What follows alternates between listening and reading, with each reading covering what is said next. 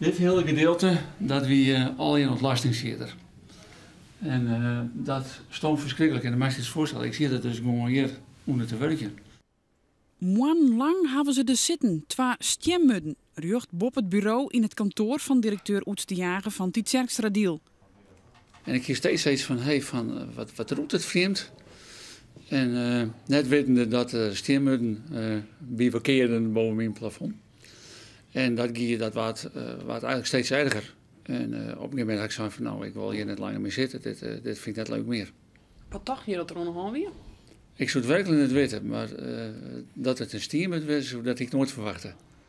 Het geval in Burgum staat net op hemzelf, dat merken ze bij het provinciale meldpunt van stemmudden. Het aantal meldings neemt hield iets meer ta. Bij Glicien Drachten dat deze beelden maken binnen. We zijn begonnen met het meldpunt in 2009. Nou, toen hadden we zoiets van 36 meldingen. In 2010 was het al een verdubbeling, had je al 70 meldingen. In 2011 was het alweer 120. Dus je krijgt haast een verdubbeling van het aantal meldingen in ieder geval. Hoe kan het dat het Satan neemt, het aantal stemmatters?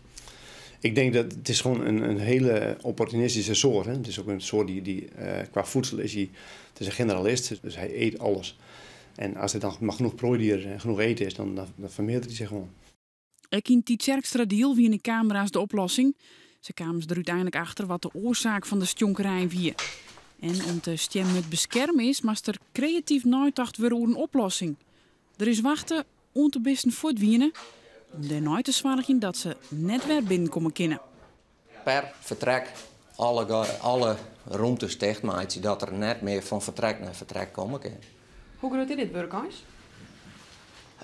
Wie ben je nou 4 weken bezig met beiden? Dus dan wisten we wel dat het hard wel een wordt werken.